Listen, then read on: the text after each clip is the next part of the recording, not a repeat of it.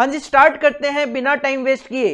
Last class में हमने introduction to cost accounting start किया था, जो कि हमारा स्टडी नोट नंबर 1 है। अगर इसका एक बार रिकैप लें तो देखो, मैंने आपको बताया कि अकाउंटिंग 3 तरीके की होती है: financial accounting, cost accounting, management accounting. Financial accounting हमें ओवरऑल बिजनेस का प्रॉफिट एंड लॉस और फाइनेंशियल पोजीशन बताता है। प्रॉफिट एंड लॉस के लिए आप फाइनेंशियल अकाउंटिंग में प्रॉफिट एंड लॉस अकाउंट बनाते हो, और फाइनेंशियल पोजीशन जानने के लिए आप बैलेंस शीट वगैरह देखते हो, क्या हमारी एसेट्स है, क्या हमारी लायबिलिटीज है। कॉस्ट अकाउंटिंग का मेन काम क्या है? कॉस्ट अकाउंटिंग का मेन काम है किसी प्रोडक्ट या सर्विस की कॉस्ट कैलकुलेट करना, और साथ में अगर आपको इंडिविजुअली जानना है कि भाई प्रोडक्ट ए से क्या प्रॉफिट हुआ, प्रोडक्ट बी से क्या प्रॉफिट है, प्रोडक्ट सी से क्या प्रॉफिट है, तो वो भी आप कॉस्ट अकाउंटिंग हेल्प से इजीली कैलकुलेट कर सकते हो। जबकि मैनेजमेंट अकाउंटिंग का काम है डिसीजन लेना। तो सबसे पहले हमने डिस्कस किया सर कॉस्ट क्या होता है। तो कॉस्ट का सिंपल मतलब होता है expenses incurred on manufacturing the product, distribution of product और ऑन प्रोवाइडिंग द सर्विसेज। तो सर कॉस्ट अकाउंटिंग क्या होता है? Collection, recording, classification and summarization of expenses incurred on manufacturing the product, distribution of product और on providing the services. बस इसी system को cost accounting बोला जाता है। ये हम ऑलरेडी लास्ट क्लास में डिस्कस कर चुके हैं। कॉस्टिंग क्या होता है? सर कॉस्टिंग हमें बताता है कि एक पर्टिकुलर केस में कॉस्ट कैसे कैलकुलेट की जाए। मैं अगर एजुकेशन प्रोवाइड करवाता हूं तो मैं अपनी कॉस्ट कैसे कैलकुलेट करूं? एक कंपनी जो ये डिजिटल पेन बना रही है वो अपनी कॉस्ट कैसे कैलकुलेट करे? तो एक पर्टिकुलर केस में कॉस्ट कैलकुलेशन का तरीका हमें कॉस्टिंग बताता है। और जब हमें कॉस्टिंग से पता चल जाता है तरीका, और हम उस तरीके के अकॉर्डिंगली रिकॉर्डिंग, क्लासिफिकेशन, समराइजेशन कर लेते हैं, मतलब जब हम कॉस्ट अकाउंटिंग और कॉस्टिंग को मिक्स कर देते हैं, मर्ज कर देते हैं, तो वो कहलाता है कॉस्ट अकाउंटेंसी। ये लाइन आपको याद रखनी है कि cost accountancy is the science, art and practice of A cost accountant. हमारे एग्जाम में ट्रू फॉल्स में, फिल इन द ब्लैंक्स में इस तरीके का क्वेश्चन आने के चांसेस रहते हैं। देन हमने देखा कि कॉस्ट अकाउंटिंग अमर्ज क्यों हुआ। तो हमने कहा कि सर फाइनेंशियल अकाउंटिंग में कुछ कमियां थी। फाइनेंशियल अकाउंटिंग काफी पुराना है, जबकि कॉस्ट अकाउंटिंग जो है वो हमारा 20th सेंचुरी में ही आया है सब्जेक्ट। तो फाइनेंशियल अकाउंटिंग में कुछ कमियां थी, जिसकी वजह से एक नया स्ट्रीम लेकर आना पड़ा cost accounting. Like financial accounting जो था वो हमें प्रोडक्ट वाइज कॉस्ट कैलकुलेट करना नहीं सिखा रहा था, प्रोडक्ट वाइज प्रॉफिट कैलकुलेट करना नहीं सिखा रहा था, वो ओवरऑल बिजनेस के पॉइंट ऑफ व्यू से बात करता था। तो कहीं ना कहीं उसमें कुछ कमियां थी, जिसकी वजह से कॉस्ट अकाउंटिंग इंट्रोड्यूस हुआ, इमर्ज हुआ। इसके अलावा इंडस्ट्री जो है वो कॉस्ट कॉन्शियसनेस हो गई, क्योंकि अगर मैं बात करूं तो जब वर्ल्ड वॉर वगैरह होते थे तो उस सिचुएशन में क्या होता था, लोगों के पास पैसों की कमी, तो हर बंदा क्या है उस सिचुएशन में कम पैसा खर्च करके ज्यादा से ज्यादा कहीं ना कहीं सेटिस्फैक्शन लेना चाहता है। तो उस सिचुएशन में ऑर्गेनाइजेशन भी कॉस्ट कॉन्शियसनेस हो गई कि हमारा प्रोडक्ट अगर सस्ता बने तो हम कस्टमर को भी सस्ता प्रोवाइड करवा सकते हैं। इंडस्ट्रियल डेवलपमेंट रैपिड हो गई, मतलब नए नए बिजनेस आने लग गए, नई नई ऑर्गेनाइजेशन आने लग गई, जो कि नए नए तरीके के प्रोडक्ट बनाने लग गए। तो इंडस्ट्री में डेवलपमेंट बढ़ गई, तो हर कहीं जरूरत लगने लग गई कि हर एक प्रोडक्ट की कॉस्ट अलग अलग पता चले तो ज्यादा बेटर रहेगा। हर प्रोडक्ट का अलग अलग प्रॉफिट पता चले तो हम ये इजीली डिसाइड कर पाएंगे कि हमें कौन सा प्रोडक्ट बनाना चाहिए, कौन सा नहीं बनाना चाहिए। इसके अलावा प्राइस राइज को कंट्रोल करने के लिए गवर्नमेंट ने कॉस्ट अकाउंटिंग की जरूरत समझी। भाई अगर मैं कोई प्रोडक्ट बनाता हूं, मैं प्राइस इंक्रीज करता रहूंगा, तो वो कहीं ना कहीं एक कस्टमर के साथ अन्याय है कि माल महंगा ही होता जा रहा है। तो इस सिचुएशन में गवर्नमेंट को भी कहीं ना कहीं इंटरफेरेंस करना पड़ता है कि माल इतना क्यों महंगा होता जा रहा है। तो उस प्राइस राइज को कंट्रोल तभी किया जा सकता है जब हमें यह पता चले कि इसको बनाने की कॉस्टिंग क्या आ रही है, तो इसकी जरूरत लगने लग गई। इसके अलावा कंपटीशन बढ़ गया मार्केट में। जब कंपटीशन बढ़ जाता है तो हर एक पर्सन अपनी कॉस्ट कम करना चाहता है, लेकिन कॉस्ट कम तो तब करे जब उसको यह पता हो कि मेरी अगर 50 रुपए की कॉस्ट है किसी प्रोडक्ट को बनाने की, तो उस 50 रुपए में क्या क्या खर्चा है, क्या फालतू खर्चा है, कौन सा ऐसा खर्चा है जिसको मैं कम कर सकता हूं, जिसको मैं एलिमिनेट करके अपनी कॉस्ट को कम कर सकता हूं। इसके अलावा कॉस्ट कंट्रोल, जिसमें एक ऑर्गेनाइजेशन पहले स्टैंडर्ड बनाती है कि क्या खर्चा होना चाहिए और देन उसको एक्चुअल के साथ कंपेयर करके फाइंड आउट करती है कि मैं अपनी कॉस्ट को कैसे कंट्रोल कर सकता हूं। ये प्राइस राइज को कंट्रोल करना है, सेलिंग प्राइस को, और ये कॉस्ट को कंट्रोल करना है दोनों कहीं ना कहीं रिलेटेड टू कॉस्ट, क्योंकि कॉस्ट के बेसिस पे ही सेलिंग प्राइस भी डिटरमाइन किया जाता है। और धीरे धीरे नए नए लॉज आने लग गए, like essential commodities act, industrial development and regulation act, तो उनमें भी कॉस्ट को लेकर जिक्र होने लग गए कि क्या कॉस्ट आनी चाहिए, किस तरीके की आप मटेरियल यूज करना चाहिए, किस प्रोडक्ट को कैसे बनाना चाहिए। तो उनके साथ कंप्लाई विद करने के लिए भी हमें कॉस्ट अकाउंटिंग की जरूरत पड़ने लग गई। तो दीज आर द 7 पॉइंट्स। अगर आपके एग्जाम में क्वेश्चन आएगा तो 5 मार्क्स का आएगा, जो ऑलरेडी आया हुआ भी है जून 18 के अंदर। अगर दोबारा रिपीट होता है, आप ये 7 पॉइंट लिख के आएंगे, आपको 5 आउट ऑफ 5 मार्क्स वहां पे मिलेंगे। इसके बाद हमने बात करी कॉस्ट अकाउंटिंग के ऑब्जेक्टिव्स क्या हैं। तो सर, कॉस्ट अकाउंटिंग की हेल्प से हम किसी प्रोडक्ट की, सर्विस की कॉस्ट जानना चाहते हैं, किसी प्रोडक्ट का या सर्विस का प्रॉफिट क्या कमाया वो जानना चाहते हैं, सेलिंग प्राइस डिटरमाइन करना चाहते हैं, वर्कर की एफिशिएंसी को कंट्रोल करना चाहते हैं, डिसीजन मेकिंग में हेल्प करता है, क्योंकि जब मैनेजमेंट अकाउंटिंग की बात आती है तो मैनेजमेंट अकाउंटिंग को डेटा कहां से मिलता है? सर, कॉस्ट अकाउंटिंग से मिलता है। कॉस्ट कंट्रोल और कॉस्ट रिडक्शन भी हमारा एक ऑब्जेक्टिव है। फाइनली इन्वेंट्री की अगर मुझे वैल्यू निकालनी है कि मेरे पास 1000 यूनिट बची हुई है, उसकी वैल्यू कैसे निकालूं, उसमें कॉस्ट अकाउंटिंग आपकी हेल्प करता है। तो दीज आर द 7 ऑब्जेक्टिव्स।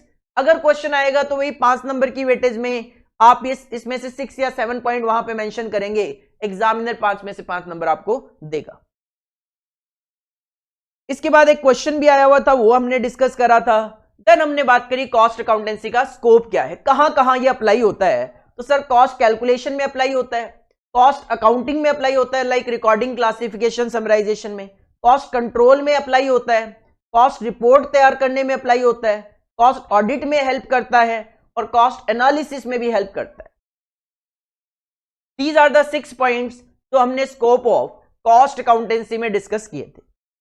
यहां तक हम लास्ट क्लास में ऑलरेडी डिस्कशन कर चुके थे। इसके बाद इस पे एक क्वेश्चन था, 2 क्वेश्चन है वैसे। एक है फिल इन द ब्लैंक्स, जो आपके एग्जाम में आया हुआ है जून 2018 में, और ये क्वेश्चन क्या था? Blank is the process of regulating the action so as to keep the element of cost within the set parameters। set parameters का मतलब अगर मैं कहूं सिंपल लैंग्वेज में, तो you can say sir standard. Standard का मतलब होता है क्या होना चाहिए, क्या कॉस्ट आनी चाहिए, कितना मटेरियल यूज होना चाहिए। तो वो क्या है, आपने एक पैरामीटर सेट कर दिया, पैरामीटर सेट करने को बोला जाता है स्टैंडर्ड। तो कहते हैं वो कौन सी प्रोसेस होती है जिसमें हम अपने एक्शन को रेगुलेट करते हैं, ताकि हम क्या कर सकें, हम अपनी कॉस्ट को with in the standard maintain कर सकें। अगर आपने ध्यान से मुझे सुना हो, या आपने ध्यान से पढ़ा हो, या आपने रिवीजन किया हो, तो आप देखोगे sir, cost control is the process, वो हमारे एक्शन को रेगुलेट करता है ताकि हम अपनी कॉस्ट को with in the standard, with in the set parameters रख सके। तो ब्लैंक में क्या आएगा सर? इस ब्लैंक में आएगा कॉस्ट कंट्रोल। ये कॉस्ट कंट्रोल की डेफिनेशन लिखी हुई है, जून 18 में क्वेश्चन आया हुआ है। या फिर शॉर्ट नोट 5 नंबर में एग्जाम में आ सकता है, आया हुआ भी ऑलरेडी दिसंबर 2018 में। क्वेश्चन था, describe briefly the main scope of cost accountancy. Cost accountancy के आपको स्कोप बताने थे। यहां पे ज्यादा से ज्यादा, जैसे मैं बोल रहा हूं, हमारे एग्जाम में जो थ्योरी क्वेश्चन आता है शॉर्ट नोट में 5 नंबर की वेटेज के साथ, ज्यादा से ज्यादा 5 नंबर की वेटेज के साथ, 4 नंबर का भी आ सकता है, लेकिन मैक्सिमम 5 नंबर का रहता है। तो आपके पास 6 पॉइंट है, आप इसमें से कोई भी 5 पॉइंट अगर अच्छे से लिख दोगे, करेक्ट लिख दोगे, आपको एग्जामिनर 5 में से 5 नंबर देगा। तो ये तो क्वेश्चन की बात हो गई कि स्कोप ऑफ कॉस्ट अकाउंटिंग से रिलेटेड किस तरीके से क्वेश्चन आ सकते हैं। आगे कंटिन्यू करते हैं आज, दैट इज नेक्स्ट जो पॉइंट है हमारा इस टॉपिक का, that is cost accounting versus financial accounting. Cost accounting versus financial accounting का मतलब है सर, कॉस्ट अकाउंटिंग और फाइनेंशियल अकाउंटिंग में क्या डिफरेंस है, कॉस्ट अकाउंटिंग और फाइनेंशियल अकाउंटिंग में क्या डिफरेंस है। काफी सारे पॉइंट्स हैं जिनके बेसिस पे आप दोनों में डिफरेंस कर सकते हो, जिसमें से कुछ पॉइंट नो डाउट आप इजीली माइंड में सेट भी कर सकते हो, आपको इजीली पता भी होंगे कि सर हाँ ये डिफरेंस है। लाइक जैसे हमने ही स्टार्टिंग में बात करी थी कि जो फाइनेंशियल अकाउंटिंग है वो हमें पूरी की पूरी ऑर्गेनाइजेशन का प्रॉफिट और लॉस बताता है, जबकि कॉस्ट अकाउंटिंग आपको प्रोडक्ट की कॉस्ट और प्रॉफिट कैलकुलेट करने में हेल्प करता है। तो सिंपल सी बात है, एक डिफरेंस तो आप यहीं से डिराइव कर सकते हो सर इसका मतलब फाइनेंशियल अकाउंटिंग हमें पूरे बिजनेस के पॉइंट ऑफ व्यू से बात करता है, जबकि cost accounting product wise service wise हमारे साथ डिटेल डिस्कशन करता है। फाइनेंशियल अकाउंटिंग और कॉस्ट अकाउंटिंग में क्या डिफरेंस है? देखो सबसे पहला पॉइंट क्या है, फाइनेंशियल अकाउंटिंग आपको इंफॉर्मेशन प्रोवाइड करता है किस बारे में, जैसा कि मैंने अभी अभी कहा कि सर फाइनेंशियल अकाउंटिंग में बनते हैं प्रॉफिट एंड लॉस अकाउंट, जो आपको पूरे के पूरे बिजनेस का प्रॉफिट और लॉस बताता है।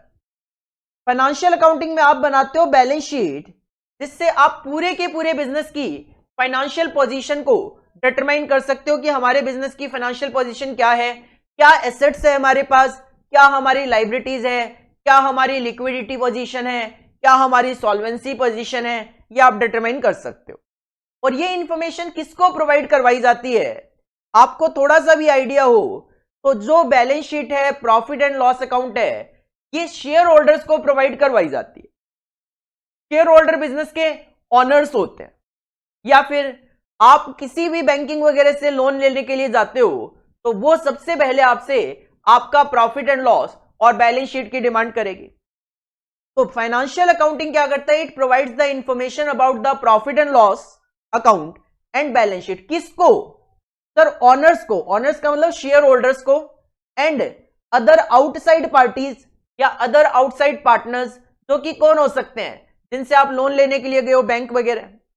आप अगर बहुत ज्यादा माल कहीं से उधार खरीद रहे हो, क्रेडिटर्स जो है आपके वो डिमांड कर सकते हैं। जबकि कॉस्ट अकाउंटिंग जो है वो मेनली जो सब्जेक्ट है, वो मेनली जो इंट्रोड्यूस किया गया, वो किया गया कॉस्ट को कंट्रोल करने के पॉइंट ऑफ व्यू से। वो मेनली इंट्रोड्यूस किया गया इंटरनल अफेयर्स को ध्यान में रखते हुए कि इंटरनली हमारा जो काम है वो बेस्ट होना चाहिए। तो इसकी जो इंफॉर्मेशन होती है वो जाती है टॉप मैनेजमेंट के पास, ताकि टॉप मैनेजमेंट उसके बेसिस पे क्या कर सके, डिसीजंस ले सके। तो कॉस्ट अकाउंटिंग क्या करता है, it provides information to management for decision making. तो पहला डिफरेंस आप क्या कह सकते हो, सर फाइनेंशियल अकाउंटिंग जो है वो ऑनर्स और आउटसाइड पार्टीज को प्रोवाइड करवाई जाती है, जबकि कॉस्ट अकाउंटिंग इंफॉर्मेशन मैनेजमेंट को प्रोवाइड करवाई जाती है। दूसरा difference, financial accounting main concentrate करता है रिकॉर्डिंग पे। रिकॉर्डिंग पे ये कंट्रोल वगैरह की बात नहीं करता। फाइनेंशियल अकाउंटिंग में आप क्या करते हो, जर्नल एंट्री कर लेते हो, प्रॉफिट एंड लॉस बना लेते हो, बैलेंस शीट बना लेते हो, लेकिन कभी भी आप ये बात नहीं करते कि हमारा खर्चा ज्यादा आ गया, इसको कंट्रोल करना है।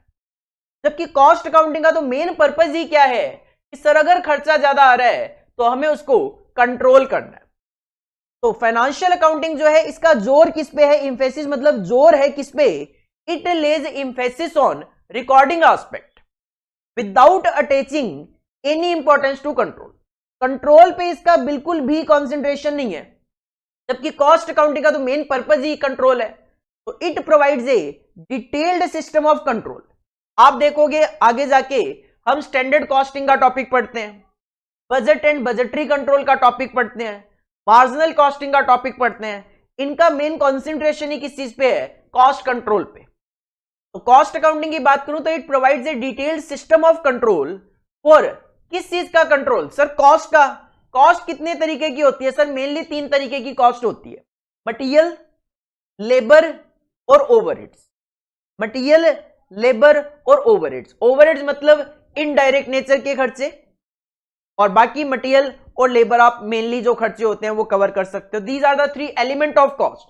कि अगर किसी प्रोडक्ट को बनाने में जो खर्चे आते हैं वो कितने तरीके के आते हैं, 3 तरीके के आते हैं। कौन कौन से, मटेरियल, लेबर और ओवरहेड के खर्चे। तीनों के लिए अपने पास अलग अलग चैप्टर हैं, जो आपका स्टडी नोट नंबर 2 है, ascertainment of cost, element of cost.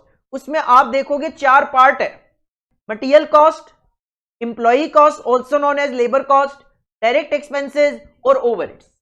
ये ही तो एलिमेंट ऑफ कॉस्ट होते हैं। तो अगर कॉस्ट को कंट्रोल करना है तो बस इनको कंट्रोल करना है। तो it provides a detail system of control for material को कैसे कंट्रोल किया जाए, लेबर को कैसे कंट्रोल किया जाए, ओवरहेड कॉस्ट मतलब इनडायरेक्ट खर्चों को कैसे कंट्रोल किया जाए विद द हेल्प ऑफ, जैसा कि मैंने नाम लिया कि टेक्निक्स है हमारे सिलेबस में स्टैंडर्ड कॉस्टिंग और बजटरी कंट्रोल।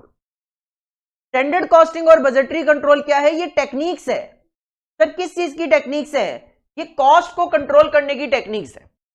तो दूसरा डिफरेंस आप कह सकते हो सर फाइनेंशियल अकाउंटिंग जो है वो रिकॉर्डिंग एस्पेक्ट को ध्यान में रखता है, जबकि कॉस्ट अकाउंटिंग कंट्रोल एस्पेक्ट को माइंड में रखता है।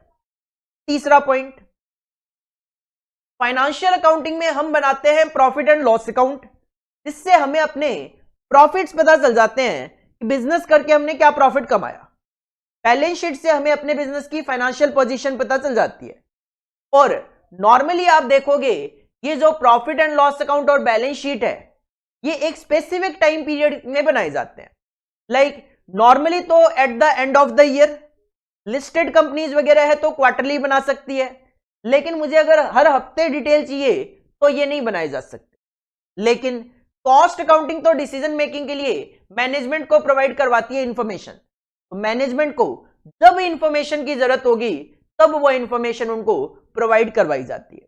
तो थर्ड आप डिफरेंस कह सकते हो, it reports operating results. Operating result मतलब प्रॉफिट और लॉस। ऑपरेटिंग रिजल्ट आपको कहां से पता चलेंगे? प्रॉफिट एंड लॉस अकाउंट से। एंड फाइनेंशियल पोजीशन, क्या एसेट्स है क्या लाइबिलिटीज है, usually eight the end of the year. लेकिन कॉस्ट अकाउंटिंग की बात करें तो it gives information through costing की रिपोर्ट्स तैयार की जाती है। कॉस्ट रिपोर्ट्स तैयार की जाती है और ये मैनेजमेंट को प्रोवाइड करवाई जाती है। कब? Sir as and when required या डिजायर्ड।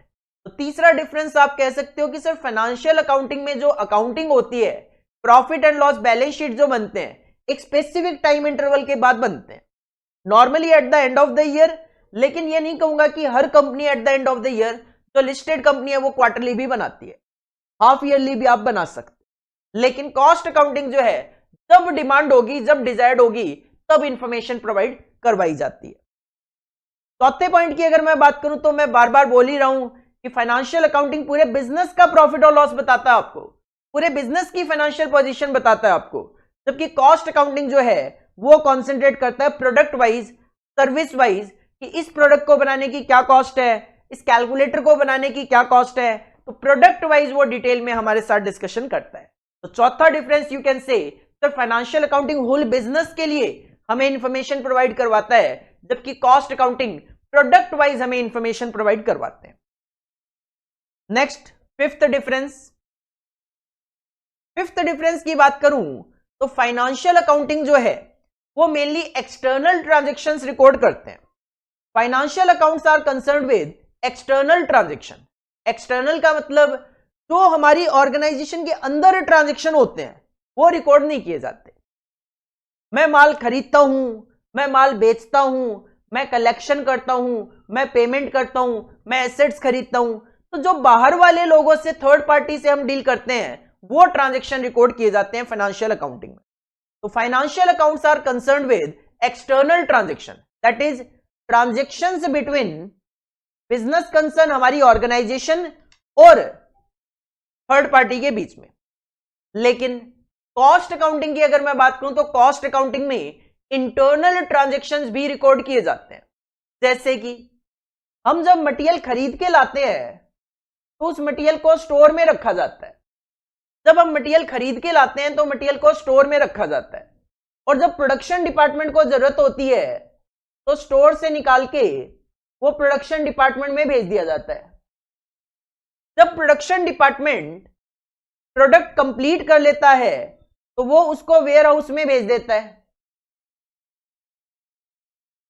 और जब हमें सेल करनी होती है तो वेयर हाउस से माल निकाल के सेल डिपार्टमेंट में भेज दिया जाता है।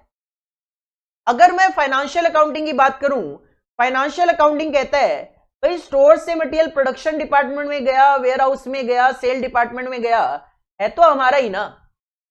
तो फाइनेंशियल अकाउंटिंग कहते हैं इसके ट्रांजैक्शन को रिकॉर्ड करने की कोई जरूरत नहीं है, मतलब नहीं करते, सिंपल सी बात है। लेकिन कॉस्ट अकाउंटिंग कहता है अगर स्टोर से मटेरियल डिपार्टमेंट में गया, प्रोडक्शन डिपार्टमेंट में, इसको रिकॉर्ड करो। प्रोडक्शन डिपार्टमेंट से वेयर हाउस में गया है, इसको रिकॉर्ड करो। वेयर हाउस से माल सेल डिपार्टमेंट में गया है, इसको रिकॉर्ड करो। हमारे यहां पे रिकॉर्डिंग के चैप्टर्स भी हैं।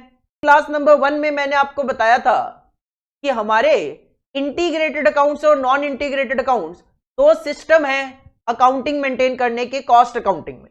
उसमें करना क्या है, हमें ये ट्रांजैक्शन रिकॉर्ड करने हैं, हमें इनकी जर्नल एंट्री सीखनी है कि सर जब स्टोर से प्रोडक्शन डिपार्टमेंट में माल जाएगा क्या जर्नल एंट्री करेंगे, कैसे रिकॉर्डिंग करेंगे। प्रोडक्शन डिपार्टमेंट से माल वेयर हाउस में जाएगा, कैसे रिकॉर्डिंग करेंगे। वेयर हाउस से माल सेल डिपार्टमेंट में जाएगा, कैसे रिकॉर्डिंग करेंगे। तो ये सारी चीजें हम देखेंगे नॉन इंटीग्रेटेड और इंटीग्रेटेड अकाउंट्स में। फिलहाल अगर मैं डिफरेंस की बात करूं तो cost accounts are concern with internal transaction, और ये जो मैंने आपको ट्रांजैक्शन बताए हैं ये है internal transaction which do not involve any cash payment और रिसिप्ट। अब स्टोर से माल प्रोडक्शन डिपार्टमेंट में जाए, प्रोडक्शन डिपार्टमेंट से वेयर हाउस में जाए, वेयर हाउस से सेल डिपार्टमेंट में जाए, सर इससे कोई कैश पेमेंट या कैश रिसिप्ट कुछ नहीं होना है। एक्चुअल ऐसा नहीं है कि स्टोर से प्रोडक्शन डिपार्टमेंट माल भेजा तो स्टोर वाला प्रोडक्शन डिपार्टमेंट से पैसा लेगा, नहीं सर, इसमें किसी तरीके का कोई कैश पेमेंट या कैश रिसिप्ट इन्वॉल्व ही नहीं होता। बट फिर भी इंटरनल ट्रांजैक्शन है, रिकॉर्ड किए जाते हैं। क्यों किए जाते हैं, एक कंट्रोल मेंटेन करने के लिए, ताकि हमें ये पता रहना चाहिए कि जब मैंने स्टोर से प्रोडक्शन डिपार्टमेंट में माल भेजा तो स्टोर में कितना माल बच गया, प्रोडक्शन डिपार्टमेंट में कितना माल हो गया। इन चीजों को कंट्रोल करने के लिए ये रिकॉर्डिंग की जाती है। पांचवा आप डिफरेंस कह सकते हो कि फाइनेंशियल अकाउंटिंग जो है वो किन चीजों को रिकॉर्ड करता है, जो बिजनेस और बाहर वाले लोगों से होते हैं, जबकि cost accounting internal transaction record करता है। पॉइंट नंबर 6, नेक्स्ट, आप प्रॉफिट एंड लॉस अकाउंट बनाते हो तो आप सबको आइडिया होगा कि प्रॉफिट एंड लॉस अकाउंट में एक्चुअल खर्चे, एक्चुअल इनकम्स लिखी जाती है। तो financial accounting always deals with actual facts and figures. Actual figures, actual जो फैक्ट होते हैं, एक्चुअल जो ट्रांजैक्शन होते हैं वो रिकॉर्ड किए जाते हैं। जबकि कॉस्ट अकाउंटिंग में अगर कोई ट्रांजैक्शन एक्चुअल में नहीं भी हो वो भी रिकॉर्ड किया जा सकता है। तो cost accounting deals partly with facts and partly with estimates और स्टैंडर्ड्स। कॉस्ट अकाउंटिंग में हम कुछ चीजें एक्चुअल बेसिस पे और कुछ चीजें एस्टिमेशन और स्टैंडर्ड के बेसिस पे भी रिकॉर्ड कर सकते हैं। जैसे कि अगर मैं एक बात करूं, एक वर्ड मैं यूज कर रहा हूं दैट इज नॉशनल रेंट। एक वर्ड मैंने यूज किया है दैट इज नॉशनल रेंट। अगर मैंने एक्चुअल में ये बिल्डिंग रेंट पे ले रखी है और मैं 50,000 रुपए पर मंथ एक्चुअल में रेंट पे करता हूं तो सर ये तो एक्चुअल रेंट है। ये आप फाइनेंशियल अकाउंटिंग में दिखा सकते हो, आप ये कॉस्ट अकाउंटिंग में भी दिखा सकते हो, कोई दिक्कत वाली बात नहीं है। लेकिन मैंने यहां पे एक वर्ड अटैच किया है नॉशनल, जो कि हमें आगे जाके समझना भी है। नॉशनल का मतलब क्या होता है? नॉशनल का वैसे मतलब होता है इमेजनरी। नॉशनल का वैसे मतलब होता है इमेजनरी। किस तरीके से इसको एनालाइज किया जाता है? मान लो ये बिल्डिंग मेरी खुद की है, मान लो ये बिल्डिंग मेरी खुद की है और इस बिल्डिंग में मैं बिजनेस करता हूं, इस बिल्डिंग में मैं बिजनेस करता हूं और मैं कहता हूं अगर मैं ऐसी ही बिल्डिंग रेंट पे लेता, अगर ऐसी ही बिल्डिंग मैं रेंट पे लेता तो कितना रेंट पे करना पड़ता? से एग्जांपल 50,000 रुपए। बिल्डिंग मेरी खुद की है, मैं एक्चुअल में किसी को रेंट पे नहीं कर रहा, लेकिन मैं कहता हूं अगर ऐसी ही बिल्डिंग मैं अपने बिजनेस के लिए रेंट पे लेता तो कितना पे करना पड़ता? सर से एग्जांपल 50,000 पर मंथ। अब कितना पे करना पड़ता इसको आप फाइनेंशियल अकाउंटिंग में तो रिकॉर्ड नहीं कर सकते, बट कॉस्ट अकाउंटिंग में डिसीजन मेकिंग के लिए इसको रिकॉर्ड किया जा सकता है। मतलब किया जा सकता है, करते हैं हम। क्यों करते हैं सर?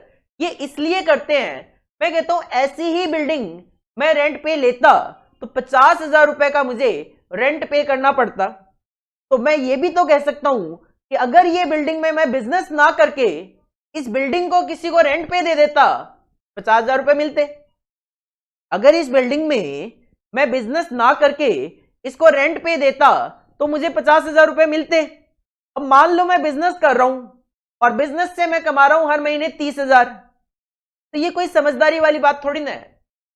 मैं बिल्डिंग में बिजनेस कर रहा हूं, मेहनत कर रहा हूं और 30,000 रुपए कमा रहा हूं, और अगर मैं इस बिल्डिंग को रेंट पे दे देता 4,000 रुपए मिल जाते। तो कहीं ना कहीं जब मैं ये कंसीडर करूंगा कि सर इस बिल्डिंग को मैं अगर रेंट पे दे देता तो 50,000 मिल जाते मेरे को, तभी तो मैं ये डिसाइड कर पाऊंगा कि बिजनेस करना ठीक नहीं है मेरे लिए यहां पे, क्योंकि बिजनेस से तो 30,000 ही कमा रहा हूं, रेंट से 50,000 कमा लेता तो गो फॉर रेंट। लेकिन ये कब डिसाइड होगा? सर जब मैं इस नॉशनल रेंट 50,000 को भी कंसीडर करूंगा भी तो ये डिसाइड कर पाऊंगा, अदरवाइज तो ये डिसाइड ही नहीं कर पाऊंगा। तो कॉस्ट अकाउंटिंग में नॉशनल बेसिस पे भी खर्चे दिखाना अलाउड है। आगे जाके हम जब क्लासिफिकेशन ऑफ कॉस्ट देखेंगे तो उसमें नॉशनल कॉस्ट की डेफिनेशन में ये आएगा भी, जो मैंने आपको अभी बताया कि अगर ये बिल्डिंग मैं रेंट पे लेता या देता तो मुझे क्या रेंट यहां से रिसीव हो सकता था, या रेंट पे लेता तो क्या मुझे रेंट पे करना पड़ता। तो सिंपल सी अगर मैं डिफरेंस की बात करूं तो फाइनेंशियल अकाउंटिंग एक्चुअल चीजों को दिखाता है, एक्चुअल फैक्ट एंड फिगर दिखाता है, जबकि कॉस्ट अकाउंटिंग में एक्चुअल के साथ साथ एस्टिमेशन और स्टैंडर्ड भी शो किए जाते हैं। Next difference, point number 7, financial accounting में किसी भी तरीके की कोई एफिशिएंसी मेजर नहीं की जाती। फाइनेंशियल अकाउंटिंग का काम क्या है? सर वेजेस का खर्चा आया 50,000, रिकॉर्ड कर लो।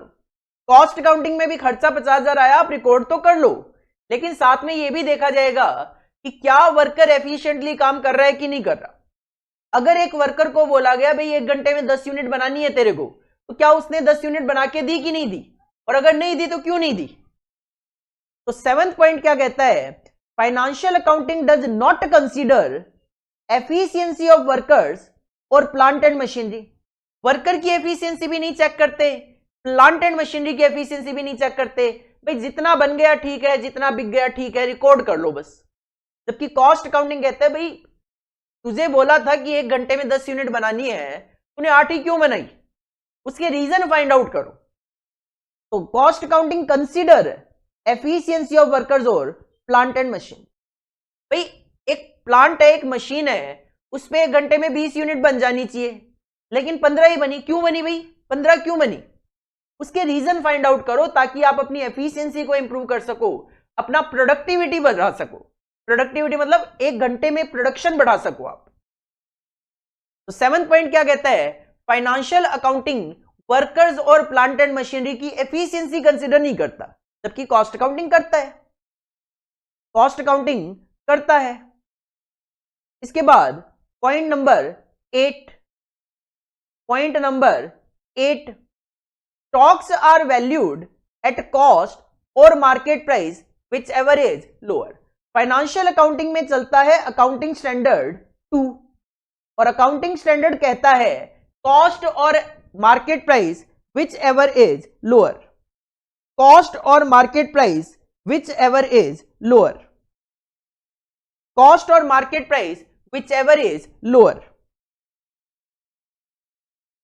कॉस्ट और market price whichever is lower के बेसिस पे हम स्टॉक को वैल्यू करते हैं, जबकि कॉस्ट अकाउंटिंग जो है वो कहता है हम तो मार्केट प्राइस पे नहीं करते, हम केवल और केवल कॉस्ट बेसिस पे ही स्टॉक को वैल्यू करते हैं। तो stocks are valued at cost only in cost accounting. तो 8th डिफरेंस क्या हुआ? फाइनेंशियल अकाउंटिंग में कॉस्ट और मार्केट प्राइस दोनों देखे जाएंगे, विच एवर इज लोअर जो होगा वो हम कंसीडर करेंगे, जबकि कॉस्ट अकाउंटिंग जो है उसमें केवल और केवल कॉस्ट बेसिस पे हम कंसीडरेशन करते हैं। पॉइंट नंबर 9 क्या कहता है कि जो फाइनेंशियल अकाउंटिंग है उसपे companies act, income tax act, इनके भी रूल्स, रेगुलेशंस, प्रोविजंस अप्लाई होते हैं। These accounts are kept in such a way to meet the requirement of companies act 2013 और इनकम टैक्स एक्ट। मतलब फाइनेंशियल अकाउंटिंग पे companies act के rules, income tax के rules ये भी अप्लाई होते हैं, जबकि जो कॉस्ट अकाउंटिंग है वो वॉल्यूंटरीली है, मेनली वॉल्यूंटरीली है। आप चाहो तो बनाओ, चाहो तो ना बनाओ। हाँ, हालांकि कुछ इंडस्ट्रीज में, कुछ मैन्युफैक्चरिंग ऑर्गेनाइजेशन में ये मैंडेटरी भी है। तो जहां पे मैंडेटरी है ठीक है, but most of the cases में तो ये वॉल्यूंटरीली चलता है। तो generally cost accounts are kept voluntarily basis to meet the requirement of the management. Management की नीड को सेटिस्फाई करने के लिए कॉस्ट अकाउंटिंग मेंटेन की जाती है। जैसे मैनेजमेंट की नीड सेटिस्फाई हो जाए वैसे कर लो आप। हाँ, only in some industries cost accounting records are kept as per the companies act. कुछ ऑर्गेनाइजेशंस पे कंपनीज एक्ट के भी रूल्स अप्लाई होते हैं। जब आप कंपनी लॉ पढ़ते हो तो वहां पे आप कॉस्ट ऑडिट वगैरह भी पढ़ते हो। कॉस्ट ऑडिट अगर किसी ऑर्गेनाइजेशन का होता है तो वहां पे कॉस्ट रिकॉर्ड्स भी कंपनीज एक्ट के अकॉर्डिंगली होने चाहिए ताकि कॉस्ट ऑडिट प्रॉपरली तरीके से किया जा सके। तो दीज आर द 9 डिफरेंसेस जिसके बेसिस पे आप फाइनेंशियल अकाउंटिंग और कॉस्ट अकाउंटिंग में डिफरेंस कर सकते हो। क्रक्स की बात करूं तो पहला पॉइंट कहता है फाइनेंशियल अकाउंटिंग ऑनर्स और अदर आउटसाइड पार्टीज को इंफॉर्मेशन देता है, जबकि कॉस्ट अकाउंटिंग मैनेजमेंट को इंफॉर्मेशन प्रोवाइड करवाते हैं। सेकंड पॉइंट कहता है फाइनेंशियल अकाउंटिंग रिकॉर्डिंग एस्पेक्ट पे कंसंट्रेशन करता है, जबकि कॉस्ट अकाउंटिंग का कंसंट्रेशन है कंट्रोल पे, कंट्रोल एस्पेक्ट। तीसरा पॉइंट है फाइनेंशियल अकाउंटिंग हमें ऑपरेटिंग रिजल्ट और financial position normally at the end of the year बताता है, जबकि कॉस्ट अकाउंटिंग जब जरूरत होती है तब कॉस्ट रिपोर्ट के थ्रू प्रोवाइड करवा देता है। फाइनेंशियल अकाउंटिंग पूरे बिजनेस के पॉइंट ऑफ व्यू से होता है, जबकि कॉस्ट अकाउंटिंग प्रोडक्ट वाइज हमें इंफॉर्मेशन प्रोवाइड करवाते हैं। फिफ्थ पॉइंट कहते हैं फाइनेंशियल अकाउंटिंग जो है वो ट्रांजैक्शन रिकॉर्ड करता है जो ऑर्गेनाइजेशन और थर्ड पार्टी के बीच में होते हैं, जबकि कॉस्ट अकाउंटिंग इंटरनल ट्रांजैक्शंस भी रिकॉर्ड करता है।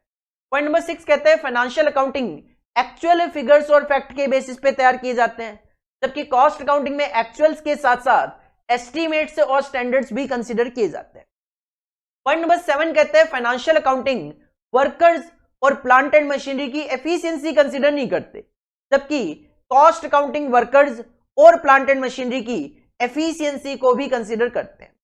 पॉइंट नंबर 8 कहते हैं फाइनेंशियल अकाउंटिंग में कॉस्ट और market price whichever is lower के बेसिस पे स्टॉक वैल्यूएशन होता है, जबकि कॉस्ट अकाउंटिंग में कॉस्ट बेसिस पे ही स्टॉक का वैल्यूएशन होता है। और लास्ट पॉइंट नंबर 9 कहता है फाइनेंशियल अकाउंटिंग पर कंपनीज एक्ट और इनकम टैक्स के रूल्स रेगुलेशंस भी अप्लाई होते हैं, जबकि कॉस्ट अकाउंटिंग मेनली वॉल्यूंटरीली है। मैनेजमेंट की नीड के अकॉर्डिंगली आप बना सकते हो। हाँ, कुछ इंडस्ट्रीज में कंपनीज एक्ट के रूल्स अप्लाई होते हैं, और वो कुछ इंडस्ट्रीज कौन सी है तो simple we can say sir जहां पे कॉस्ट ऑडिट मैंडेटरी होता है एज पर कंपनीज एक्ट, वहां पे कॉस्ट रिकॉर्ड्स भी कंपनीज एक्ट के अकॉर्डिंगली बनाए जाने चाहिए। These are the 9 point. अगर एग्जाम में क्वेश्चन आएगा तो एग्जाम में क्वेश्चन तो वही 5 मार्क्स की वेटेज के साथ ही आता है, तो आप कोई भी 5 से 6 पॉइंट वहां पे मेंशन कर देना।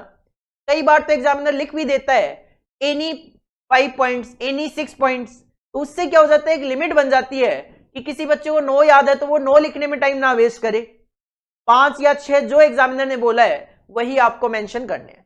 नहीं भी बोला तो 5 से 6 पॉइंट सफिशिएंट होते हैं 5 नंबर के क्वेश्चन को सॉल्व करने के लिए।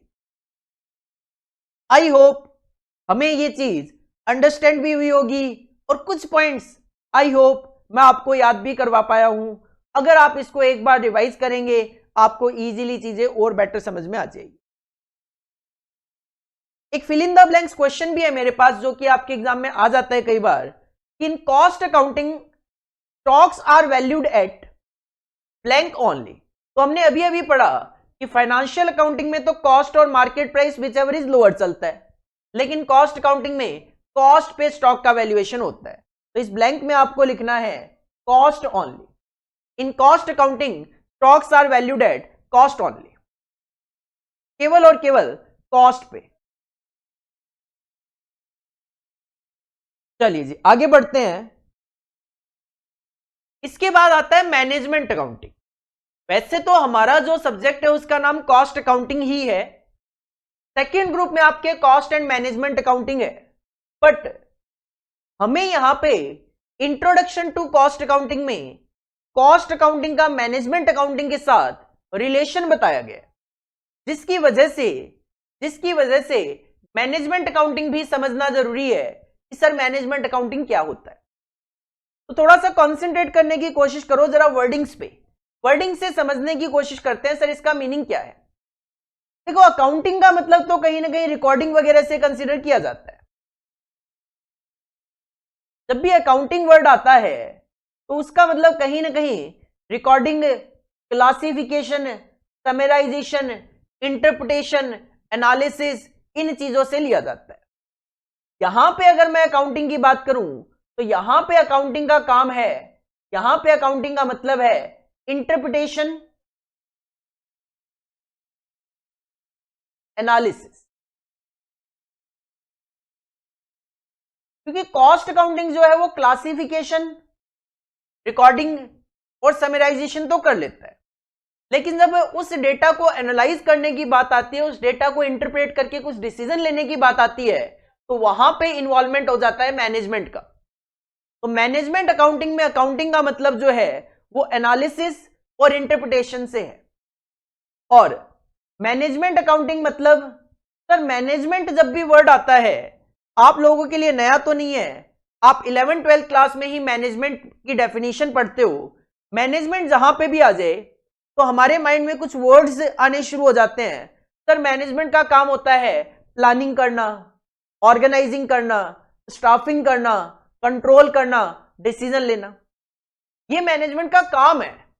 लेकिन मैनेजमेंट ये काम कब कर सकता है? जब मैनेजमेंट के पास इससे रिलेटेड डेटा पहुंचेगा, इसको करने के लिए, दैट इज प्लानिंग करने के लिए, कंट्रोल करने के लिए, डिसीजन मेकिंग करने के लिए इंफॉर्मेशन पहुंचेगी। तो एक्चुअल में मैनेजमेंट अकाउंटिंग क्या है? मैनेजमेंट अकाउंटिंग अकाउंटिंग और फाइनेंशियल मैनेजमेंट को, अकाउंटिंग एंड फाइनेंशियल मैनेजमेंट के प्रिंसिपल्स का एप्लीकेशन करता है। सर इसका क्या मतलब है कि अकाउंटिंग और फाइनेंशियल मैनेजमेंट के प्रिंसिपल्स का एप्लीकेशन करता है? इसका क्या मतलब है? इसका मतलब यह है कि मैनेजमेंट का काम है प्लानिंग, कंट्रोलिंग वगैरह करना। अब फाइनेंशियल मैनेजमेंट में जो फंड होता है, मनी होता है, उसके लिए प्लानिंग, कंट्रोलिंग वगैरह की जाती है। हमेशा एक ऑर्गेनाइजेशन के पास कैपिटल की कमी होती है, फंड की कमी होती है। हर पर्सन के पास, अगर मैं सिंपल सी बात करूं, जिसके पास जितना पैसा है वो उसके लिए स्केर्स रिसोर्सेज ही होते हैं। और स्केर्स रिसोर्सेज के केस में हमें लेने होते हैं कुछ ना कुछ डिसीजंस।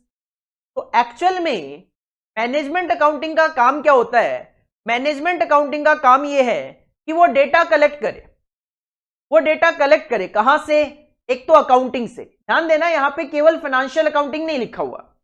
तो जब ये वर्ड लिखा हुआ है केवल अकाउंटिंग, तो इसके अंदर फाइनेंशियल अकाउंटिंग भी कवर्ड है और इसके अंदर कॉस्ट अकाउंटिंग भी कवर्ड है। तो ये डेटा कलेक्ट करेगा कहां से? फाइनेंशियल अकाउंटिंग से भी, कॉस्ट अकाउंटिंग से भी, फाइनेंशियल मैनेजमेंट से भी। अगर इसको जरूरत पड़ेगी तो इकोनॉमिक, स्टैटिस्टिक्स, जहां से भी डेटा की जरूरत पड़ेगी वो डेटा वहां से कलेक्ट करेगा और उसको एनालाइज करेगा। एप्लीकेशन ऑफ प्रिंसिपल का मतलब क्या है? केवल डेटा कलेक्ट करके इधर उधर नहीं करना, उस डेटा को एनालाइज करेगा और उसमें से चेक करेंगे कि कौन सा डेटा रेलिवेंट है जो हमें डिसीजन लेना है उसके लिए। ऑर्गेनाइजेशन में मैनेजमेंट को क्या डिसीजन लेना है और उस डिसीजन के लिए क्या डेटा रेलिवेंट है, बस इस रेलिवेंट डेटा को फाइंड आउट करना ही application of principle of accounting and financial management बोला जाता है। क्योंकि फाइनेंशियल मैनेजमेंट की मैं बात करूं तो फाइनेंशियल मैनेजमेंट का काम ही होता है फंड को मैनेज करना। फंड को मैनेज करना, अपने बिजनेस को बड़े से बड़ा बनाने की कोशिश करना। तभी क्या लिखा हुआ है? टू क्रिएट, बनाना। अगर बन चुका है तो प्रोटेक्ट करना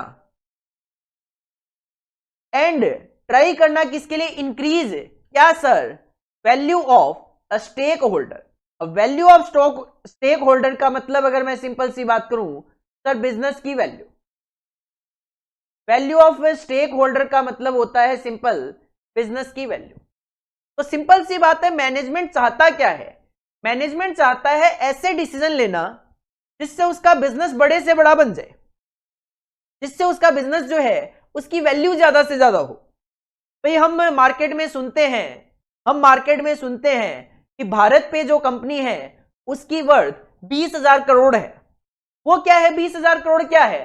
सर उस बिजनेस की वैल्यू है। इसका मतलब आज भारत पे के को फाउंडर अगर उस कंपनी को किसी दूसरी कंपनी को सेल करते हैं तो इसका मतलब वो 20,000 करोड़ रुपए लेंगे उसके लिए।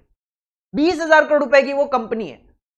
सिमिलरली आप किसी भी कंपनी की अगर वैल्यू मेजर करके कहते हो सर ये कंपनी इतनी वैल्यू की है, तो उसका मतलब ये होता है कि अगर आज के टाइम पे वो कंपनी किसी दूसरी कंपनी में मर्ज होती है, बिकती है, तो उसकी वैल्यू क्या है। और हर ऑर्गेनाइजेशन क्या चाहती है, मेरे बिजनेस की वैल्यू बने, पहले तो बने, जिसकी बन चुकी है वो चाहता है मैं इसको प्रोटेक्ट भी करूं, जो है वो तो मेंटेन करूं और साथ में उसको इंक्रीज करने की कोशिश करूं। तो मैनेजमेंट अकाउंटिंग क्या है, it is the application of principles of accounting and financial management. क्यों? टू क्रिएट, टू प्रोटेक्ट और to increase the value of the business या value of the stakeholders. Sir काम क्या है इसका, it assist the management. Management accounting क्या करता है, रेलिवेंट इंफॉर्मेशन इस पर्पज के लिए क्रिएट, प्रोटेक्ट और increase of the business value, इसके लिए वो इंफॉर्मेशन प्रोवाइड करेगा किसको, टू द मैनेजमेंट। तो it assist the management by providing relevant information, किसके लिए, ताकि मैनेजमेंट उसके बेसिस पे प्लानिंग कर सके, ऑर्गेनाइजिंग कर सके, कंट्रोलिंग कर सके और डिसीजन ले सके। तो सिंपल अगर मैं कहूं तो मैनेजमेंट अकाउंटिंग का काम है to collect the information from financial accounting, cost accounting, financial management, किस लिए, to create, to protect and to increase the stakeholder of the business या वैल्यू ऑफ द बिजनेस। और इसके लिए वो क्या करता है, मैनेजमेंट को असिस्ट करता है बाय प्रोवाइडिंग इंफॉर्मेशन, ताकि उसके बेसिस पे मैनेजमेंट प्लानिंग कर सके, ऑर्गेनाइजिंग कर सके, कंट्रोलिंग कर सके और डिसीजन ले सके। लिखते वक्त अगर डेफिनेशन लिखने की बात आई, यू कैन राइट कि it is the application of principles of accounting and financial management to create, protect and increase the value of stakeholders. It assist the management by providing relevant information for planning, organising, controlling and decision making. This is the definition, this is the meaning of management accounting. Sir management accounting क्या होता है? Cost accounting के comparison में थोड़ा सा tricky है, but main अगर आप मैनेजमेंट के फंक्शंस पे कॉन्सेंट्रेट करोगे तो आपको फंक्शंस अगर पता है, planning, organising, controlling, decision making, इन फंक्शंस के लिए मैनेजमेंट डेटा प्रोवाइड करवाता है। बस उस सिस्टम को मैनेजमेंट अकाउंटिंग नाम दिया गया, उस सिस्टम को, पूरे के पूरे सिस्टम को मैनेजमेंट अकाउंटिंग नाम दिया गया। तो sir this is the definition of management accounting, this is the definition of management accounting. और एग्जाम में क्वेश्चन आता है, एग्जाम में क्या क्वेश्चन आता है, state the difference between cost accounting and management accounting. हमारे एग्जाम में क्वेश्चन आता है शॉर्ट नोट लाइक कि कॉस्ट अकाउंटिंग और मैनेजमेंट अकाउंटिंग में क्या डिफरेंस है।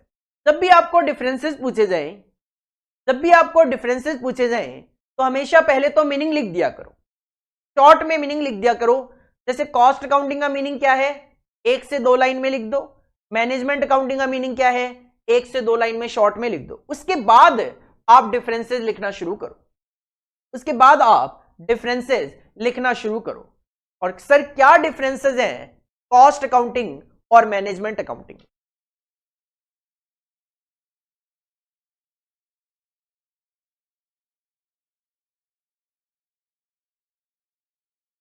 सर कॉस्ट अकाउंटिंग और मैनेजमेंट अकाउंटिंग में क्या डिफरेंस, जानते हैं क्या डिफरेंस है? हमने कॉस्ट अकाउंटिंग तो थोड़ा डिटेल में डिस्कस किया है कि सर कॉस्ट अकाउंटिंग क्या होता है, का स्कोप क्या है, ऑब्जेक्टिव्स क्या है। बट मैनेजमेंट अकाउंटिंग लिमिटेड ही है सिलेबस के अंदर, क्योंकि जैसा कि मैंने कहा भाई कॉस्ट एंड मैनेजमेंट अकाउंटिंग मेरा सेकंड ग्रुप का पार्ट है। यहां पे मैनेजमेंट अकाउंटिंग को थोड़ा सा टच करके बस पीछे निकल गए, आप ये कह सकते। तभी आप देखोगे जो टेक्निक्स ऑफ कॉस्टिंग है हमारा स्टडी नोट नंबर 6, उसमें भी बेसिक्स गिवन है। लाइक स्टैंडर्ड कॉस्टिंग में स्पेसिफिकली ये कहते हैं हम केवल मटेरियल और लेबर से रिलेटेड ही स्टैंडर्ड कॉस्टिंग डिस्कस करते हैं। बजटरी कंट्रोल में भी साफ साफ आपके स्टडी मटेरियल में लिखा हुआ है, बेसिक क्वेश्चन जो है वही हम यहां पे देखते हैं। तो कहीं ना कहीं मैनेजमेंट अकाउंटिंग को डाल तो दिया गया, लेकिन पूरा पोर्शन नहीं डाला, क्योंकि वो सेकंड ग्रुप में इनको कवर करना था। क्या डिफरेंस है सर, एक एक करके डिस्कस करते हैं। कॉस्ट अकाउंटिंग और मैनेजमेंट अकाउंटिंग। पहली अगर मैं बात करूं, देखो कॉस्ट अकाउंटिंग जो है वो डिसीजन मेकिंग करता नहीं है, वो केवल डिसीजन मेकिंग के लिए मैनेजमेंट अकाउंटिंग की हेल्प करता है। तो सर कॉस्ट अकाउंटिंग का काम क्या है? कॉस्ट अकाउंटिंग का काम है कैलकुलेशन बेस्ड। सर ये प्रोडक्ट बना रहे हैं, इसकी क्या कॉस्ट है, जबकि मैनेजमेंट अकाउंटिंग का काम है डिसीजन मेकिंग, जिसकी वजह से कहा जाता है कि जो कॉस्ट अकाउंटिंग है ये रिकॉर्ड करता है ओनली क्वांटिटेटिव एस्पेक्ट। क्वांटिटेटिव मतलब यूनिट से रिलेटेड, मॉनिटरी फंड से रिलेटेड कि क्या कॉस्ट आएगी, क्या प्रॉफिट है, क्या सेलिंग प्राइस होना चाहिए, क्या स्टॉक का वैल्यूएशन है, इन चीजों से रिलेटेड डील करता है। तो it records only quantitative aspect, जबकि मैनेजमेंट अकाउंटिंग का काम है डिसीजन से रिलेटेड। तो ये it records qualitative and quantitative. Qualitative में आ जाएगा डिसीजन मेकिंग, लेकिन डिसीजन मेकिंग के लिए भी थोड़ी बहुत कैलकुलेशन तो करनी पड़ती है, जिसकी वजह से क्वांटिटेटिव एस्पेक्ट भी यहां पे कंसीडर किया जाता है। जैसे भाई आप कहते हो कि मुझे प्रोडक्ट ए को कंटिन्यू करना चाहिए कि नहीं करना चाहिए, मुझे प्रोडक्ट ए को कंटिन्यू करना चाहिए कि नहीं करना चाहिए, तो जो डिसीजन है वो क्वालिटी रिलेटेड होगा, बट एक मुझे ये भी तो पता होना चाहिए कि प्रोडक्ट ए से क्या प्रॉफिट है, क्या लॉस है। कहीं ना कहीं क्वांटिटेटिव तो मुझे कंसिडर मैनेजमेंट अकाउंटिंग में भी करना पड़ेगा। पहला जो डिफरेंस है कॉस्ट और मैनेजमेंट अकाउंटिंग का, वो डिफरेंस क्या है सर? पहला डिफरेंस है कॉस्ट अकाउंटिंग जो है it records only quantitative aspect only, it records only quantitative aspect only. जबकि अगर मैं बात करूं मैनेजमेंट अकाउंटिंग की तो it records qualitative and quantitative. पहला डिफरेंस तो ये हो गया। दूसरा पॉइंट,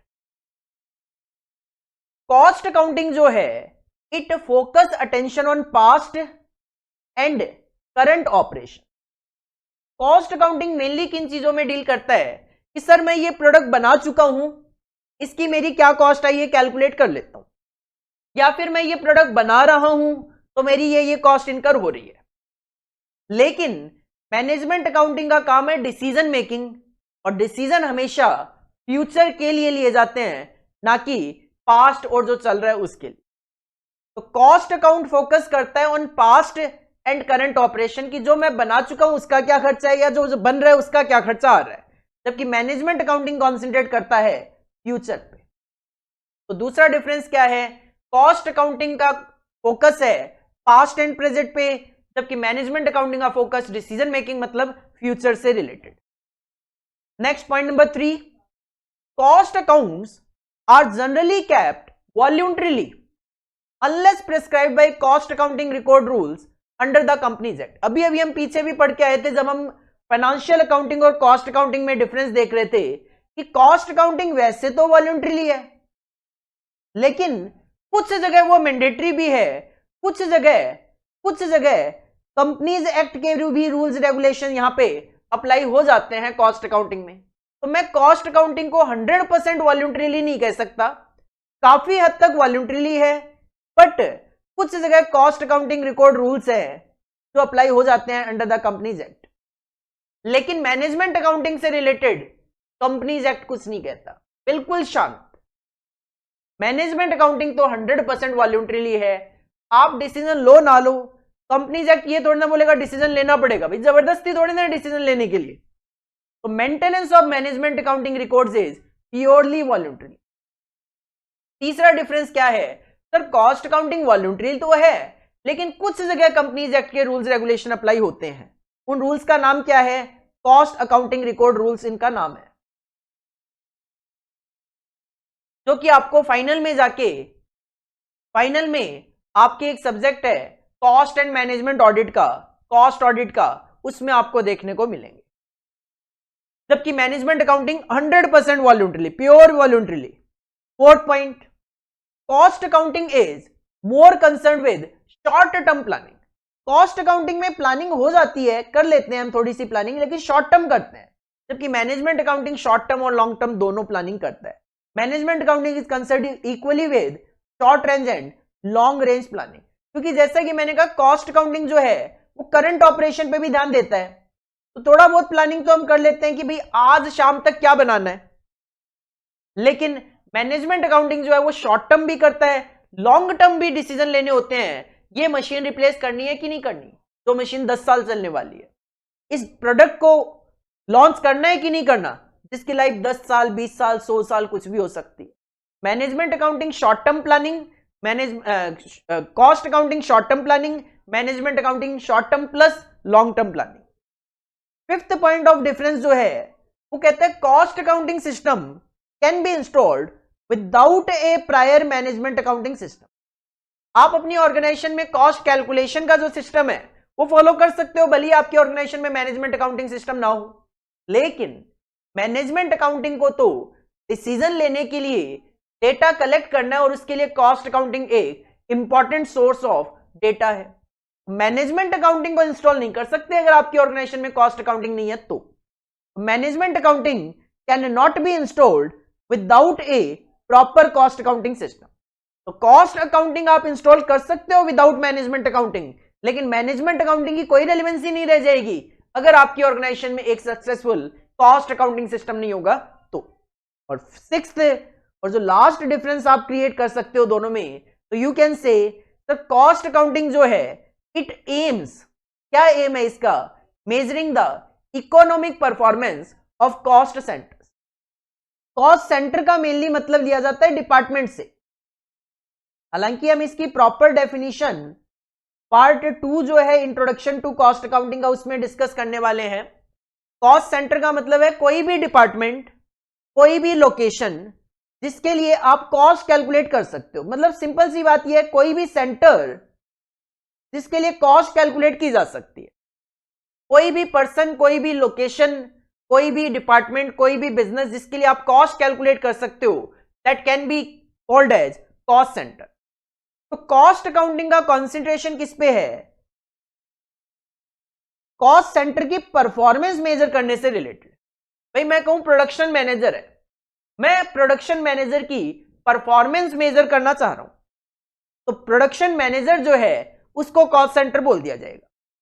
मेरी ऑर्गेनाइजेशन में एक फाइनेंस डिपार्टमेंट है, एक प्रोडक्शन डिपार्टमेंट है, एक मेंटेनेंस डिपार्टमेंट है। मैं मेंटेनेंस डिपार्टमेंट की परफॉर्मेंस मेजर कर रहा हूं, तो मैं एक कॉस्ट सेंटर की परफॉर्मेंस मेजर कर रहा हूं।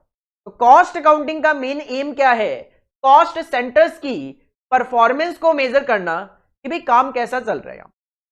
जबकि मैनेजमेंट अकाउंटिंग जो है it is an inclusive accounting information system which covers, इसमें देखो कॉस्ट अकाउंटिंग तो कवर्ड है ही नो डाउट, लेकिन इसके अंदर financial accounting and all aspect of financial management भी कवर्ड है।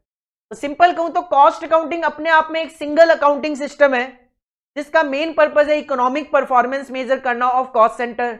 जबकि मैनेजमेंट अकाउंटिंग कहता है मुझे तो फाइनेंशियल अकाउंटिंग की भी जरूरत है, कॉस्ट अकाउंटिंग की भी जरूरत है, फाइनेंशियल मैनेजमेंट की भी जरूरत है। तो मैनेजमेंट अकाउंटिंग का स्कोप केवल और केवल measurement of economic performance of cost centre नहीं है, वाइड है, वाइड है। तो you can say sir cost accounting narrow है जबकि मैनेजमेंट अकाउंटिंग वाइड है, या फिर आप सेम लिख सकते हो कि cost accounting economic performance measurement of cost centre पे कॉन्सेंट्रेट करता है, जबकि management accounting financial accounting, cost accounting, financial management सबके प्रिंसिपल्स को फॉलो करता है, सबके प्रिंसिपल्स को फॉलो करता है। तो these are the 6 differences between cost accounting and management accounting. Recap लें तो sir cost accounting quantitative aspect पे कॉन्सेंट्रेट करता है, जबकि management accounting quantitative plus qualitative. Cost accounting जो है वो पास्ट एंड करंट ऑपरेशन पे कॉन्सेंट्रेट करता है, जबकि मैनेजमेंट अकाउंटिंग फ्यूचर पे कॉन्सेंट्रेट करता है। थर्ड, कॉस्ट अकाउंटिंग ज्यादातर वॉलंटरीली है, बट कुछ जगह कंपनीज एक्ट के रूल्स रेगुलेशन भी अप्लाई होते हैं, but management accounting 100% pure voluntarily है। चौथा डिफरेंस आप कह सकते हो सर कॉस्ट अकाउंटिंग में शॉर्ट टर्म प्लानिंग कवर होती है, जबकि मैनेजमेंट अकाउंटिंग में short term planning plus long term planning होती है। फिफ्थ पॉइंट ऑफ डिफरेंस अगर बात करें तो कॉस्ट अकाउंटिंग जो है वो आप इंस्टॉल कर सकते हो अगर आपकी ऑर्गेनाइजेशन में मैनेजमेंट अकाउंटिंग सिस्टम नहीं है तो भी, लेकिन मैनेजमेंट अकाउंटिंग सिस्टम केवल और केवल तभी आप इंस्टॉल कर सकते हो जब आपकी ऑर्गेनाइजेशन में एक अच्छा कॉस्ट अकाउंटिंग सिस्टम होगा। और सिक्स्थ पॉइंट ऑफ डिफरेंस आप कह सकते हो सर कॉस्ट अकाउंटिंग नैरो है जबकि मैनेजमेंट अकाउंटिंग वाइड है। या फिर आप कह सकते हो सर कॉस्ट अकाउंटिंग में economic performance of cost centre measure की जाती है, ये मेन एम है इनका। जबकि management accounting, financial accounting, cost accounting, financial management, इन सबको कवर करता है, तो इसका स्कोप काफी ब्रॉड है इन कंपैरिजन कि मुझे केवल और केवल परफॉर्मेंस मेजर करनी हो। 6 पॉइंट्स हैं, सफिशिएंट है। एग्जाम में क्वेश्चन आएगा तो 5 नंबर का, कोई भी 5 पॉइंट भी अगर आप इसमें से मेंशन करते हो तो एग्जामिनर आपको 5 में से 5 नंबर देगा। थ्योरेटिकल है तो चीजों को अपने को अंडरस्टैंड करना है मेनली। अंडरस्टैंड करने के बाद एक रीकैप ले लिया जाता है, तो कहीं ना कहीं मेंटली ये चीजें हो जाती है कि हाँ हमें कितनी चीजें समझ में आई, कितनी चीजें हमें याद है। तो हमेशा कभी भी थ्योरेटिकल कॉन्सेप्ट पढ़ रहे हो आप, तो हमेशा उसको रीड करने के बाद एक बार रीकैप जरूर लिया करो अपने माइंड में कि सर कितना समझ पाए, कितना याद कर पाए। क्योंकि देखो एज इट इज चीजों को रट्टाफिकेशन नहीं किया जाता, एज इट इज लिख के आना जरूरी नहीं होता। आप क्या है मेन पॉइंट पे कॉन्सेंट्रेट कर लो कि सर ये क्वांटिटेटिव है, ये क्वालिटेटिव प्लस क्वांटिटेटिव है, ये शॉर्ट टर्म है, ये short term plus long term है, ये पास्ट प्रेजेंट पे ध्यान देता है, ये फ्यूचर पे। तो इस तरीके से भी अगर आप रिकैप ले लेते हो, कॉन्फिडेंस लेवल बिल्ड होगा, सर हाँ हमें चीजें याद हो रही है, हमें चीजें याद हो रही है। कहीं ना कहीं एक रीकैप जरूरी है किसी भी टॉपिक में कंप्लीट करने के बाद। उस पे किसी भी टॉपिक को कंप्लीट करने के बाद उस पे एक रीकैप हमेशा लिया करो अपने आप से, अपने आप को चेक करने के लिए सर क्या समझ में आया, कितनी चीजें समझ में आई, कितना हमें याद हो पाया। एक क्वेश्चन है दिसंबर 2017 में हमारे एग्जाम में आया, और वो क्वेश्चन क्या था, cost accounting and management accounting are interdependent. Question ये था कि कॉस्ट और मैनेजमेंट अकाउंटिंग एक दूसरे पे डिपेंडेंट है। इंटरडिपेंडेंट का मतलब एक दूसरे पे डिपेंडेंट है, और हमें बोला गया क्या हम इससे एग्री करते हैं, स्टेटमेंट से, डू यू एग्री, और हमें इसका डिस्कस करना था। कहीं ना कहीं देखो नो डाउट, अगर मैं जनरल सेंस में बात करूं, मैं कहता हूं मैंने कॉस्ट अकाउंटिंग मेंटेन करी हुई है लेकिन मैनेजमेंट अकाउंटिंग नहीं कर रहा, फायदा क्या हुआ? कॉस्ट अकाउंटिंग का काम है कैलकुलेशन करना मैंने निकाल लिया कि सर प्रोडक्ट ए को बनाने की 20 रुपए की कॉस्ट है, ये निकाल के छोड़ दूं, फायदा क्या है? जब तक मैं इसका एनालिसिस ना करूं कि सर ये कॉस्ट मेरी इन कंपैरिजन विद दूसरी कंपनी जो भी है इंडस्ट्री में, उसके कंपैरिजन में मेरी कॉस्ट ये ज्यादा है, इसको कम कैसे करूं, तब तक आप इन चीजों को लेकर डिसीजन नहीं लोगे, तब तक इस कैलकुलेशन की एसेस बहुत ज्यादा रिलेवेंसी नहीं रह जाएगी। और मैनेजमेंट अकाउंटिंग तो हम कह ही रहे हैं कि सर मैनेजमेंट अकाउंटिंग की सक्सेस के लिए एक बढ़िया कॉस्ट अकाउंटिंग सिस्टम होना जरूरी है। तो कहीं ना कहीं दोनों एक दूसरे पे डिपेंडेंट तो हैं, बट इस तरीके का क्वेश्चन दोबारा एग्जाम में आ जाए तो सर आंसर कैसे प्रेजेंट करें, आंसर कैसे प्रेजेंट करें, ये एक बड़ी दिक्कत होती है। तो इसका मैंने कोई आंसर लिखा है यहाँ पे कि आपको किस तरीके से आंसर प्रेजेंट करना चाहिए। सबसे पहले आप कॉस्ट अकाउंटिंग के बारे में बताओ, चीजें वही लिखनी है जो हमने समझी है, बट लिखना कैसे है वो मैं इस क्वेश्चन के थ्रू आपको समझा रहा हूं। आप क्या लिखोगे, इन कॉस्ट अकाउंटिंग, अभी अभी हमने पढ़ा primary emphasis is on cost, कि सर कॉस्ट निकाल ली, बस ये मेरा टारगेट है, and it deals with its, ये डेफिनेशन हो गई, collection, analysis, relevance, interpretation, presentation for various problems of management. Cost accounting क्यों मेंटेन कर रहा हूं sir? To assist the management in decision making, to assist the management in decision making. तो इस तरीके से हम डेटा मेंटेन कर लेते हैं ताकि मैनेजमेंट की जो प्रॉब्लम्स हैं उनको इस डेटा से सॉल्व किया जा सके। मतलब अब इस तरीके से लिखना है कि भाई कॉस्ट अकाउंटिंग और मैनेजमेंट अकाउंटिंग एक दूसरे पे डिपेंडेंट लगे। तो कॉस्ट अकाउंटिंग लिखते वक्त क्या लिख दिया कि सर कॉस्ट अकाउंटिंग इस तरीके से हम रिकॉर्ड करते हैं ताकि वो various problem of management solve कर सके।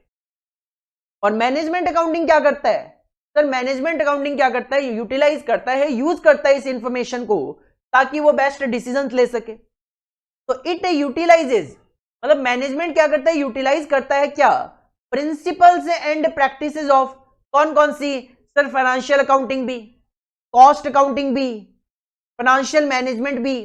तो it utilises the principles and practice of financial accounting and cost accounting in addition to other management techniques.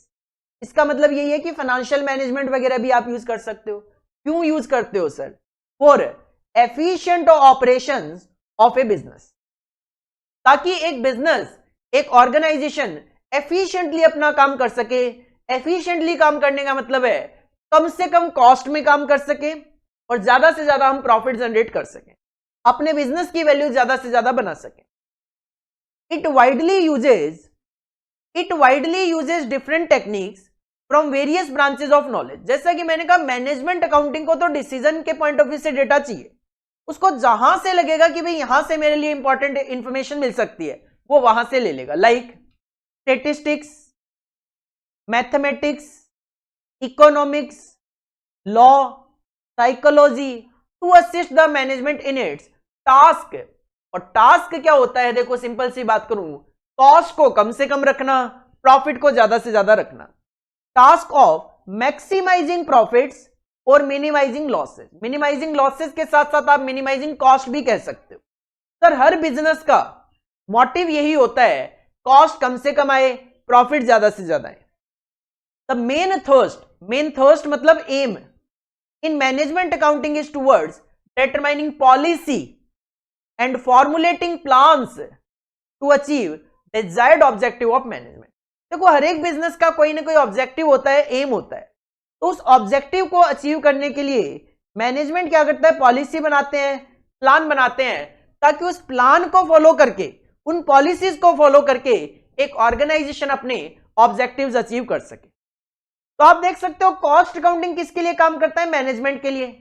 और मैनेजमेंट अकाउंटिंग को क्या चाहिए? कॉस्ट अकाउंटिंग से इंफॉर्मेशन चाहिए.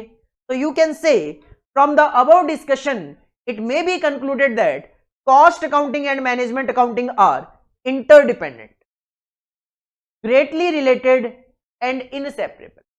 एक दूसरे से काफी हद तक रिलेटेड है और आप उनको अलग अलग नहीं कर सकते. भले ही इंस्टीट्यूट ने कॉस्ट अकाउंटिंग अलग सब्जेक्ट कर दिया, कॉस्ट एंड मैनेजमेंट अकाउंटिंग अलग कर दिया, बट फिर भी कॉस्ट अकाउंटिंग में मैनेजमेंट अकाउंटिंग अपने को पढ़ना पड़ रहा है. सिमिलरली जब आप कॉस्ट एंड मैनेजमेंट अकाउंटिंग में जाओगे तो मैनेजमेंट अकाउंटिंग में काफी सारा आपको कॉस्ट अकाउंटिंग पढ़ना पड़ेगा.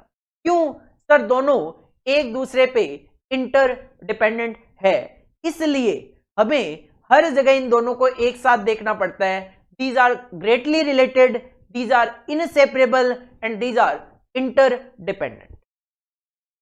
तो ये क्वेश्चन आपको बताने के पीछे, दिखाने के पीछे पर्पस बस ये था कि अगर इस तरीके का क्वेश्चन हमारे एग्जाम में आ जाता है, इस तरीके का क्वेश्चन अगर हमारे एग्जाम में आ जाता है, तो प्रेजेंटेशन कैसे देनी है सर, आंसर कैसे रिप्रेजेंट करना है, लिखना है, वो प्रेजेंटेशन दिखाने के पॉइंट ऑफ